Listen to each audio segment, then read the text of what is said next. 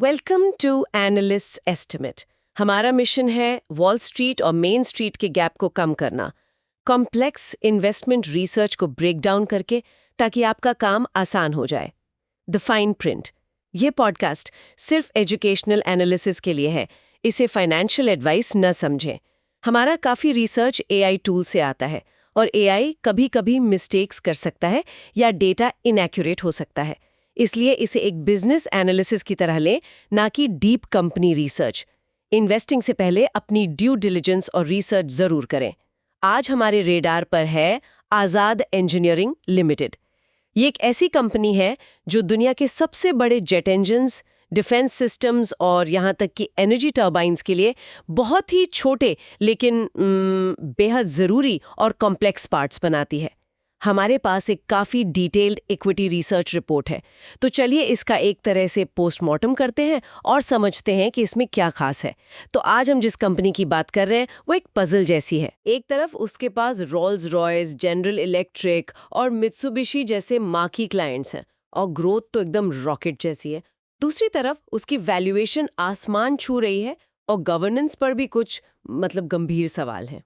तो आज हमारी कोशिश इसी पजल को सॉल्व करने की है। क्या आजाद इंजीनियरिंग अगला स्टार परफॉर्मर है या एक हाई रिस्क बेट?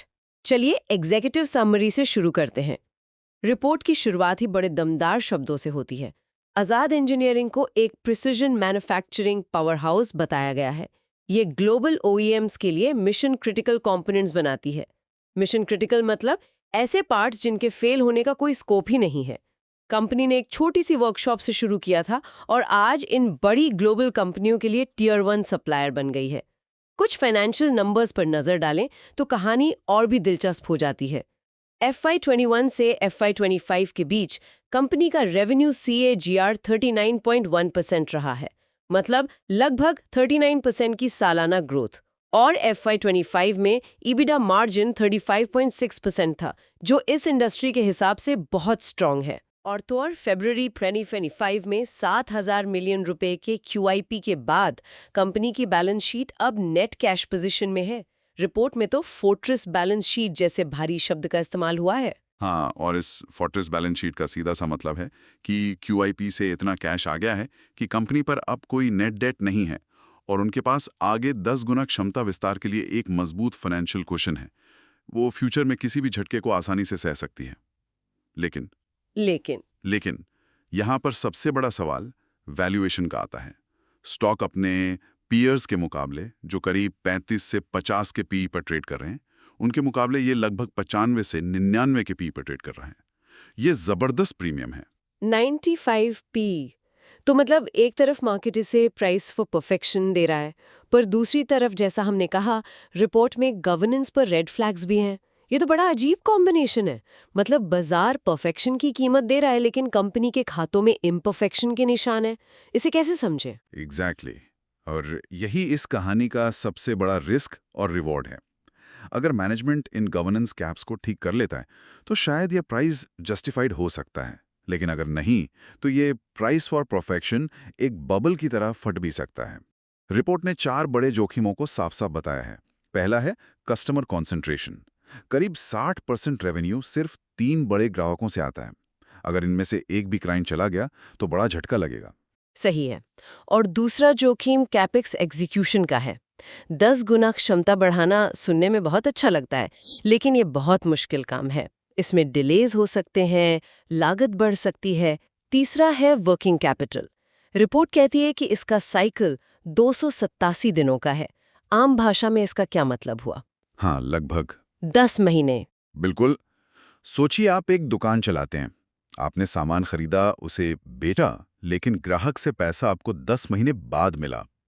तब तक आपको अपनी जेब से दुकान का किराया, स्टाफ की सैलरी और नया सामान खरीदने का पैसा देना पड़ेगा। ये 287 दिन का साइकिल आजाद के कैश फ्लो पर ठीक यही दबाव डालता है। और चौथा और सबसे अहम जोखिम है फोरेंसिक गैप्स, जिसमें पुराने अकाउंटिंग मुद्दे और बहुत ज्यादा रिलेटेड पार्टी ट्रांजैक्शन शामिल है। इन पर हम आगे बात करेंगे। ठीक है, तो ये तो हुई कंपनी की बात। अब जरा देखते हैं कि ये जिस इंडस्ट्री में काम करती है वो कैसी है। ग्लोबल एरोस्पेस और डिफेंस सेक्टर में क्या चल रहा है? देखिए, ये सेक्टर इस वक्त 2 बड़ी लहरों पर सवार है। एक पैंडेमिक के बाद कमर्शियल हवाई यात्रा में जोरदार वापसी हुई है, जिससे नए विमानों की मांग बढ़ी है। और दूसरा, दुनिया भर में जियोपॉलिटिकल तनाव बढ़ रहा है, जिसकी वजह से देशों का डिफेंस स्पेंडिंग भी लगातार बढ़ रहा है। आज़ाद इन दोनों ट्रेंड्स का सीधा लाभार्थी है। रिपोर्ट के मुताबिक A&D कंपोनेंट्स का टोटल एड्रेसेबल मार्केट यानी टैम 2027 तक 173,000 करोड़ रुपए तक पहुंचने का अनुमान है। 9% CAGR से। हाँ, 9% CAGR से बढ़ रहा है। और एनर्जी सेक्टर का क्या? एनर्जी टर्बाइन का टाइम भी 2027 तक 1,81,000 करोड़ रुपए तक पहुंचने का अनुमान है, 7% CAGR के साथ। लेकिन जो चीज मुझे सबसे ज्यादा हैरान करती है वो है इस इंडस्ट्री का स्ट्रक्चर। पोर्टर्स 5 फोर्सेस एनालिसिस से ये बात बिल्कुल साफ हो जाती है। इस इंडस्ट्री में नए खिलाड़ियों का आना मतलब लगभग नामुमकिन है। रिपोर्ट ने इसे 10 में से सिर्फ 1 की रेटिंग दी है। सिर्फ 1? 10 में से ऐसा क्यों? इसे ऐसे समझिए कि इस इंडस्ट्री में घुसना माउंट एवरेस्ट पर चढ़ने जैसा है। आपको सालों की तैयारी चाहिए, जैसे ये लोग 30 से 48 महीने का विंटर क्वालिफिकेशन साइकिल कहते हैं, और एक भी गलती की गुंजाइश नहीं है। शर्त होती है 0 पार्ट्स पर मिलियन डिफेक्ट की। अच्छा। इसलिए नए प्लेयर्स आने से डरते हैं। लेकिन इसका दूसरा पहलू भी है। बायर पावर और सप्लायर पावर दोनों बहुत ज्यादा हैं, 710 और 810। मतलब उन्हें दोनों तरफ से निचोड़ा जाता है। एक तरफ GE और रोल्स रॉयस जैसे बड़े ग्राहक अपनी शर्तें रखते होंगे, और दूसरी तरफ जिन खास सुपर अलॉय से ये पार्ट्स बनते हैं उनके सप्लायर्स भी अपनी मनमानी करते होंगे। तो फिर ये 35% का मार्जिन कमाते कैसे हैं? बहुत अच्छा सवाल है, और यहीं पर आजाद की असली कहानी शुरू होती है। उनका मॉडल बिल्ड टू प्रिंट कहलाता है। आमतौर पर इसका मतलब होता है कि क्लाइंट आपको डिजाइन देगा और आप बस उसे बना देंगे। इसमें ज्यादा मार्जिन नहीं होता। लेकिन आजाद के मार्जिन्स बताते हैं कि यहाँ कुछ तो अलग हो रहा है। ये है इस कहानी का सबसे इंटरेस्टिंग हिस्सा, कि वो आखिर ये कैसे कर रहे हैं। तो क्या है उनका सीक्रेट सॉस? 2 प्रमुख रणनीतियां हैं। पहली है मटीरियल इंडिजनाइजेशन। ये जो महंगे इंपोर्टेड सुपर अलॉयज हैं, उनकी लागत कम करने के लिए कंपनी सनफ्लैग और स्टार वायर जैसी भारतीय मिलों को क्वालिफाई कर रही है। अच्छा, डोमेस्टिक सॉसिंग। हाँ, इस स्ट्रैटेजी से पहले भी उनके ग्रोस मार्जिन्स में 3.4% का सुधार हो चुका है। दूसरी स्ट्रैटेजी है एम्प्लॉय लेवरेज। जैसे जैसे वॉल्यूम बढ़ रहा है, वो रोबोटिक पॉलिशिंग और 5 एक्सिस मिलिंग जैसी ऑटोमेशन का इस्तेमाल करके पर यूनिट लेबर कॉस्ट को कम कर रहे हैं। तो ये टेक्नोलॉजी और प्रोसेस इंप्रूवमेंट्स पर फोकस कर रहे हैं। बिल्कुल। लेकिन कंपनी का असली मोट या कहिए प्रतिस्पर्धी लाभ सिर्फ उनकी मशीनरी नहीं है। ये 1400 डिग्री सेल्सियस से ज्यादा तापमान पर काम करने वाले एक्सोटिक अलॉयज के लिए प्रोसेस इंजीनियरिंग का इंस्टीट्यूशनल नॉलेज है। उनके पास 1700 से ज्यादा क्वालिफाइड पार्ट्स की एक लाइब्रेरी है। ये ऐसी एक्सपर्टीज है जिसे कॉपी करना बेहद मुश्किल है। ये सालों के एक्सपीरियंस और R&D से आती है। तो हमने देखा कि कंपनी के पास एक सॉलिड मोट है अपने टेक्निकल नॉलेज की वजह से। लेकिन क्या ये मोट उनके फाइनेंशियल नंबर्स में भी दिखता है? पिछले 5 साल की परफॉर्मेंस क्या कहानी बताती है? कहानी काफी मजबूत है। FY21 से FY25 तक रेवेन्यू में लगातार 30-40% की सालाना वृद्धि हुई है। और जैसा हमने पहले कहा, EBITDA मार्जिन्स 23.8% से बढ़कर 35.6% हो गए हैं। ये दिखाता है कि जैसे जैसे बिजनेस स्केल कर रहा है, प्रॉफिटेबिलिटी और भी बेहतर हो रही है।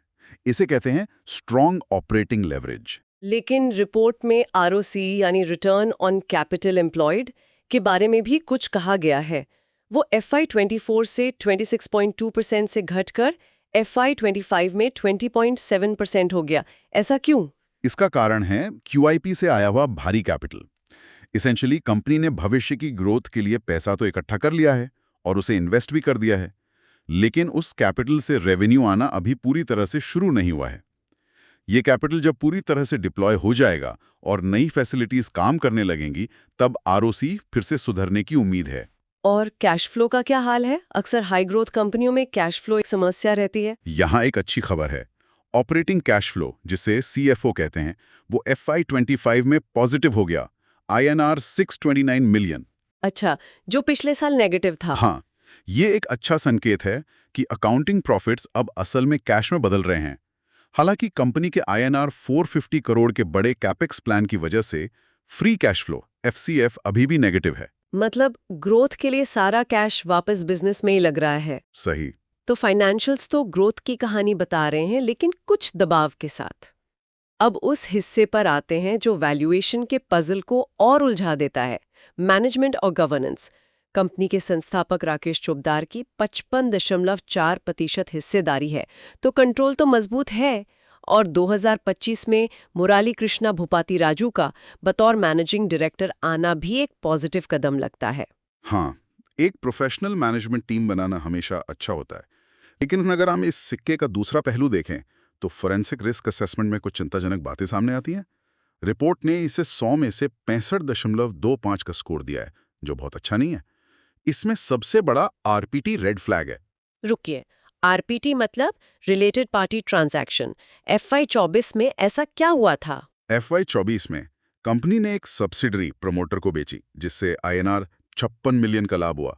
अब ये रकम उस साल के कुल नेट प्रॉफिट का 54% थी। एक मिनट, 54% नेट प्रॉफिट सिर्फ प्रमोटर के साथ एक ट्रांजैक्शन से आया। ये तो अर्निंग्स क्वालिटी पर एक बहुत बड़ा सवालिया निशान है ना? इसका मतलब तो ये है कि कोर बिजनेस से उतनी कमाई नहीं हुई जितनी दिखाई दे रही है। प्रिसाइसली, ये दिखाता है कि प्रॉफिट्स को आर्टिफिशियली बढ़ाया जा सकता है। इसके अलावा ऑडिटर्स ने ये भी पाया कि कंपनी के SAP B1 सिस्टम में ऑडिट ट्रेल्स डेटाबेस लेवल पर इनेबल्ड नहीं थे। इसका क्या मतलब हुआ? इसका मतलब है कि डेटा में अगर कोई सीधा बदलाव किया जाए तो उसे ट्रैक करना मुश्किल है, जिससे पारदर्शिता कम हो जाती है। और प्रमोटर ने अपनी कुछ हिस्सेदारी भी बेची थी, सही है? हाँ जून 2025 में प्रमोटर ने 7.4% हिस्सेदारी बेची। बाजार ने इसे प्रॉफिट टेकिंग के रूप में देखा और शेयर की कीमत में 11% की गिरावट आई। तो ये सब चीजें मिलकर गवर्नेंस पर एक धुंधलापन पैदा करती हैं, जिस पर निवेशकों को नजर रखनी होगी। तो ये सारी बातें हमें वापस वैल्यूएशन पर ले आती हैं। अगर हम आज़ाद को उसके साथियों से कंपेयर करें तो इसका P 91.6x है। ये MTR टेक जो 155.0x पर है उससे तो कम है। लेकिन पेरिस डिफेंस 76.0x और डायनामेटिक टेक 35.0x से काफ़ी ज़्यादा है। तो क्या ये भारी भरकम प्रीमियम, खासकर इन गवर्नेंस इश्यूज के साथ, जस्टिफाइड है? देखिए, रिपोर्ट का वैल्यूएशन वर्डिक्ट ये है कि ये प्रीमियम काफ़ी हद तक आज़ाद की बेहतर ग्रोथ प्रोफाइल और जो 36.9% CAGR है और भारतीय प्रिसिशन इंजीनियरिंग सेक्टर में सबसे मजबूत ऑर्डर बुक विजिबिलिटी 12.5x की? हाँ, 12.5x की विजिबिलिटी के कारण उचित है। ऑर्डर बुक विजिबिलिटी सुनने में तो अच्छा लगता है, लेकिन क्या ये गारंटीड रेवेन्यू है? मतलब इन कॉन्ट्रैक्ट्स में ऐसी कोई क्लॉजेज हो सकती हैं जिससे क्लाइंट पीछे हट सकें या डीलेज हो सकते हैं? ये एक वैलिड कंसर्न है। ये गारंटीड रेवेन्यू नहीं है, लेकिन इस इंडस्ट्री में जहां कॉन्ट्रैक्ट्स लंबे और बहुत स्टिकी होते हैं, 12.5 गुना की ऑर्डर बुक विजिबिलिटी एक बहुत बड़ा कॉन्फिडेंस बूस्टर है। ये दिखाता है कि अगले कुछ सालों के लिए रेवेन्यू स्ट्रीम काफी हद तक सिक्योर है। बाजार इसी फ्यूचर ग्रोथ और प्रेडिक्टेबिलिटी के लिए पे कर रहा है। तो इस पूरे पजल को देखते हुए हाई ग्रोथ, स्ट्रॉन्ग मोट, हाई वैल्यूएशन और गवर्नेंस फ्लैग्स, भविष्य के लिए क्या उम्मीदें और किन चीजों पर नजर रखनी चाहिए? FY 26, FY 27 के लिए एनालिस्ट का दृष्टिकोण स्ट्रांगली पॉजिटिव है, लेकिन ये कुछ शर्तों पर निर्भर करता है। 4 की मॉनिटरेबल्स हैं। पहला है H2 FY 26 इन्फ्लेक्शन। GE और सीमेंस के लिए जो नई फैसिलिटीज बन रही हैं, जब वो पूरी तरह से काम करना शुरू करेंगी तो परफॉर्मेंस में एक बड़ी छलांग की उम्मीद है। और दूसरा है प्रोडक्ट मिक्स शिफ्ट। कंपनी अब सिर्फ अलग-अलग एयरफॉइल्स बनाने से आगे बढ़कर पूरे इंजन की सब असेंबली बनाने की तरफ बढ़ रही है। ये एक वैल्यू एडिशन है जिससे मार्जिन्स और भी बेहतर हो सकते हैं। तीसरा है न्यूक्लियर मोमेंटम। फ्रांस की EDF से एक्रेडिटेशन मिलने के बाद जो INR 340 करोड़ का अराबेल कॉन्ट्रैक्ट मिला है, वो ग्लोबल न्यूक्लियर सप्लाई चेन में एक बहुत बड़ा दरवाजा खोलता है। और वो वर्किंग कैपिटल की समस्या का क्या? उस पर भी तो नजर रखनी होगी। बिल्कुल। वो चौथा मॉनिटरेबल है working capital correction. Raw material sourcing में इंडिजनाइजेशन से उम्मीद है कि इन्वेंट्री साइकिल Q4 FY 26 से सुधारना शुरू हो जाएगा। अगर कंपनी इन चारों मोर्चों पर डिलीवर कर पाती है तो ग्रोथ की कहानी जारी रहेगी। तो आखिर में एनालिस्ट की अंतिम राय क्या है? इस कहानी का सार क्या है? रिपोर्ट के अंत में विश्लेषक का कहना है कि आज़ाद इंजीनियरिंग China+1 की ग्लोबल स्ट्रैटेजी पर एक अनोखा स्ट्रक्चरल प्ले है।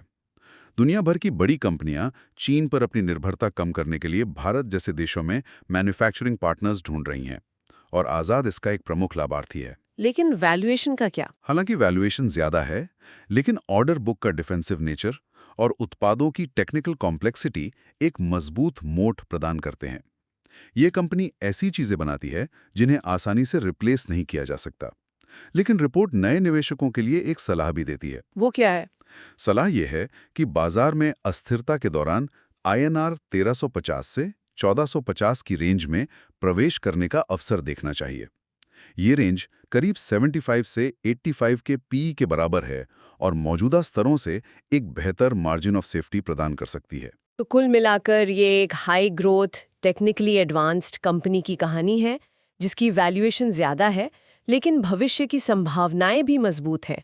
बस शर्त ये है कि वो एग्जीक्यूशन और गवर्नेंस के जोखिमों को सही तरीके से मैनेज कर सके। बिल्कुल सही। सफलता ऐसी बात पर निर्भर करेगी कि कंपनी अपने वादों को कितनी अच्छी तरह से निभाती है और निवेशकों का भरोसा बनाए रखने के लिए गवर्नेंस स्टैंडर्ड्स को कितना बेहतर करती है। ये एक हाई स्टेक्स गेम है जिसमें पोटेंशियल रिवॉर्ड भी बड़ा है और रिस्क भी। ट्यून इन करने के लिए थैंक्स। याद रखें, ये कोई फाइनेंशियल एडवाइस नहीं है। मिलते हैं अगली बार। Welcome to analyst estimate,